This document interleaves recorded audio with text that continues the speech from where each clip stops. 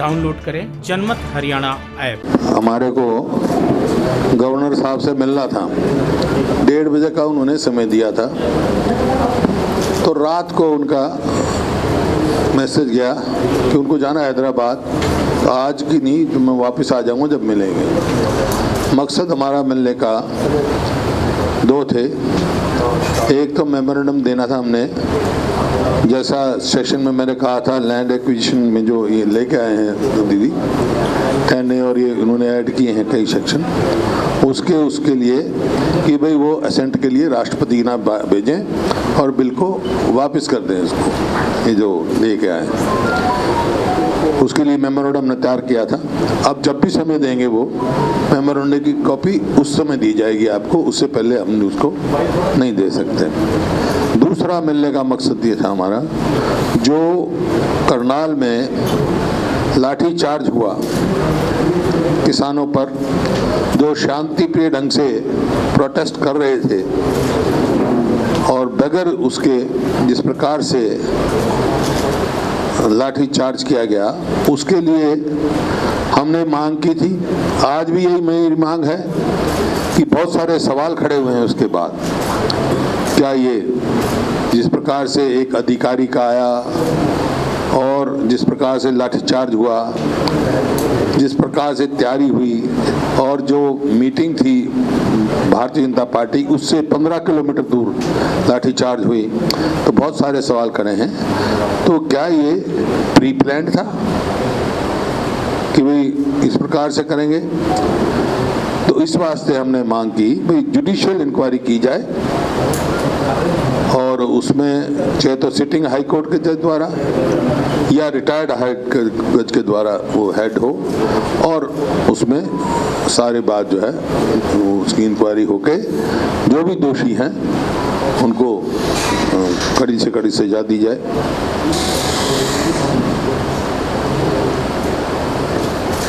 बाकी आज तो इसी वास्ते आपको बुलाया था, मेमोरेंडम देंगे, लेकिन जो मुद्दे हैं आपको पता ही है, पहले भी मैंने चर्चा कर चुका। भाई अनएम्प्लॉयमेंट में आज कल इन्होंने कितने दिन मनाए अपने 2500 दिन, और उसका 2500 दिन के जश्न मना रहे थे। भाई किस चीज़ का जश्न मना रहे हैं ये? बेरोजगारी में हरियाणा नंबर 1 हो गया इस चीज़ का। क्राइम रेट अगेंस्ट वुमन आज पूरे देश में हरियाणा 3rd है। नेशनल क्राइम उसकी रिपोर्ट की ये है, ब्यूरो की ये रिपोर्ट है, और इसमें हर रोज 3 से 4 मर्डर और रेप यहाँ हो रहे हैं। 3 से 4 मर्डर, 5 से 6 रेप और 10 से 12 जो है किडनैपिंग। इस प्रकार से क्राइम में हरियाणा बढ़ रहा है, क्राइम में बहुत बढ़ गया। और नीति आयोग की रिपोर्ट के अनुसार हरियाणा पर लाख जो मर्डर होता है उसमें नंबर 2 पर है झारखंड के बाद पूरे देश में। तो क्राइम रेट बहुत तेजी से बढ़ रहा है, क्राइम में बढ़ गया। महंगाई काबू नहीं हो रही इनकी, और कोई राहत दी नहीं जा रही, और किसान पर मार पड़ रही है, चाहे डीजल हो चाहे पेस्टिसाइड्स हो। जीएसटी से के बाद जो टैक्स लगा, हमारे समय में तो कोई टैक्स था नहीं, ना तो खाद पर था ना पेस्टिसाइड्स पे था, और डीजल का जो वेट था वो भी 9 पॉइंट समथिंग था, आज 18 पॉइंट के करीब हो चुका, उसके ऊपर है।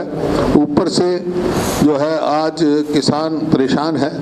कॉटन में बीमारी आ गई, क्या नाम है उसका, बोलवॉर्म, पिंक बोलवॉर्म, कॉटन में पिंक बोलवॉर्म जो बीमारी नाम की आ गई। और शुगर केन में शूट बोरर वो आ गया, तो उससे जो है चीनी के उत्पादन में भी फर्क पड़ेगा, किसान की आमदनी में भी बहुत फर्क पड़ेगा। तो किसान को कोई राहत नहीं दी जा रही।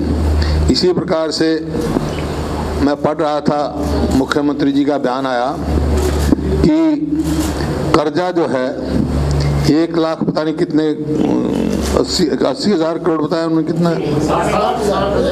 1.5 लाख करोड़ बताया।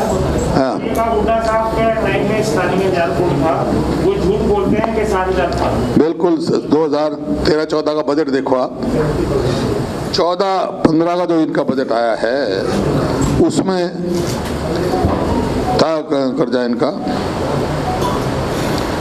समझो उस टाइम 90,000 या कितना था, जो इनका 14-15 हज़ार का हुआ था। मेरे 13-14 का बजट देखो, 14-15 में तो मतलब हम तो बीच में चले गए थे। उसके बाद तो ये आया उनका, वो देखना आप जो इन्होंने बजट दिया था, और जो इन्होंने कहा है 1,56,000 करोड़ या 1,60,000 करोड़, पर CAG की रिपोर्ट पढ़ोगे आप तो 1,84,000 करोड़ है 21/3/2019 को, क्योंकि इन्होंने जो सेंटर से लोन ले रखा है, जो पब्लिक अकाउंट्स डिपॉजिट है, वो नहीं जोड़े इनमें। कर्जा तो वो, डेट तो वो भी है ना, चाहे सेंट्रल गवर्नमेंट का हो चाहे पब्लिक अकाउंट्स डिपॉजिट्स का हो। और इसी प्रकार से अगर आप देखोगे तो हर साल 20,000 करोड़ कर्जा इनका बढ़ रहा है। तो 18-19 में 1,84,000 करोड़ था, तो 19-20 में 2,05,000 करोड़ हो जाए, और 20-21 में 2,26,000 करोड़, और 21-22 का जो बजट आएगा 2.5 लाख करोड़ एस्टिमेटेड है। तो 2.5 लाख करोड़ में हम हमारे ऊपर कर्जा हुआ है। तो ये अपनी CAG रिपोर्ट देखें और लेटेस्ट बताएं, पता लग जाएगा।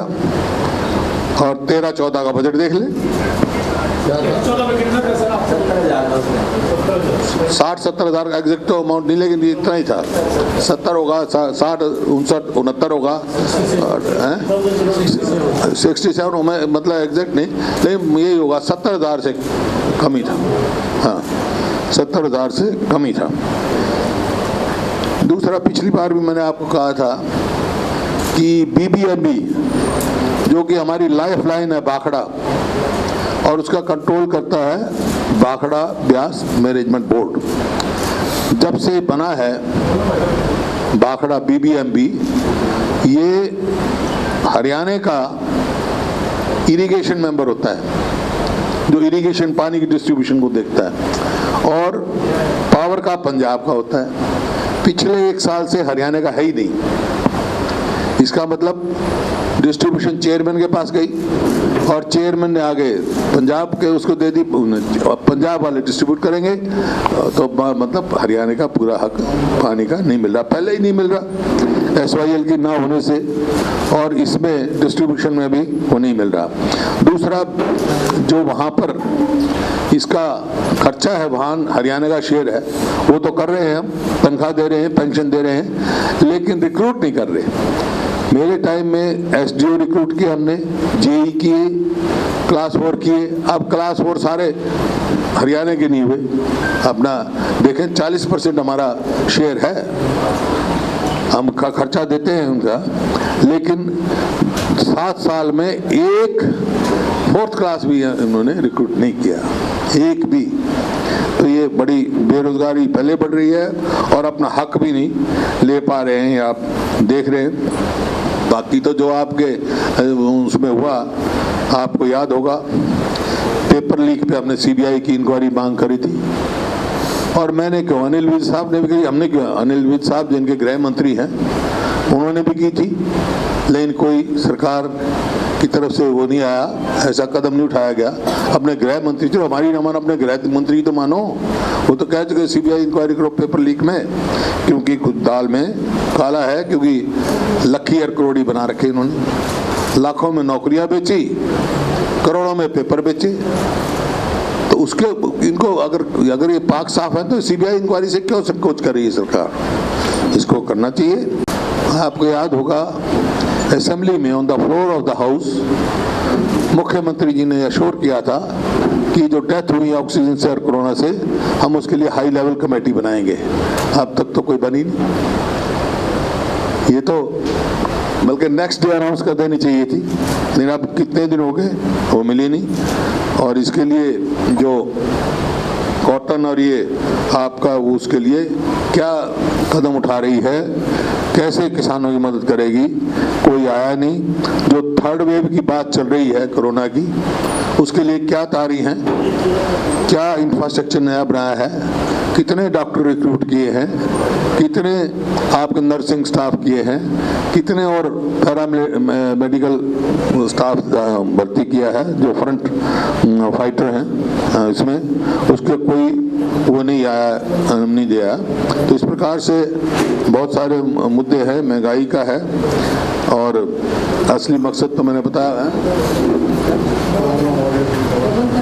हाँ, कोरोना वॉरियर्स के लिए डबल तनख्वाह का था, और ये असेंबली सेशन में कह दिया हम नहीं देंगे। ये फिर कौन विश्वास करेगा इस सरकार पे? और आगे थर्ड वेव में तैयारी में मैं तो खुद देखा है, 38 घंटे तक वहाँ स्टाफ सोया नहीं है जो ड्यूटी पर थे। राजनीति के आगे, राजनीति के पीछे, हर हलचल को जानने के लिए हमारे YouTube चैनल जनमत हरियाणा को लाइक करें, सब्सक्राइब करें और अपडेट रहने के लिए बेल आइकन दबाना ना भूलें। देखते रहें जनमत हरियाणा, सच के अलावा कुछ भी नहीं।